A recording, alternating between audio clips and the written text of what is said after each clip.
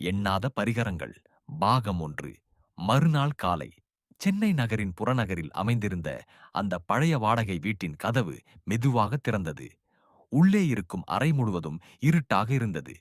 மணிக்கணக்கில் விழித்திருக்கின்றனர் போலிருந்த அந்த மனிதன் தன் கண்களை தேய்த்துக் கொண்டே எழுந்தார்.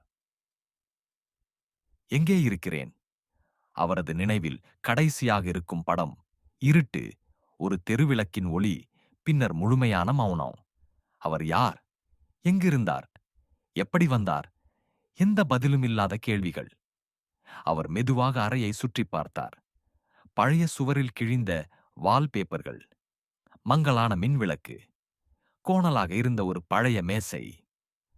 அவற்றின் நடுவில் ஒரு மடிக்கணினி இருந்தது. திரையில் ஒரு குறிப்பு இருந்தது. நீயே உன் வாழ்க்கையை தேர்ந்தெடுக்க முடியாது, ஆனால் நீ செய்யும் தவறுகள்தான் உன் முடிவை தீர்மானிக்கும். அவரது இதயம் வேகமாக துடிக்கத் தொடங்கியது.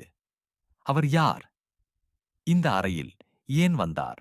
அந்த குறிப்பு யார் எழுதியது? அறைக்குள் இருந்த ஒரே கதவை திறந்தவுடன் தொடரும்.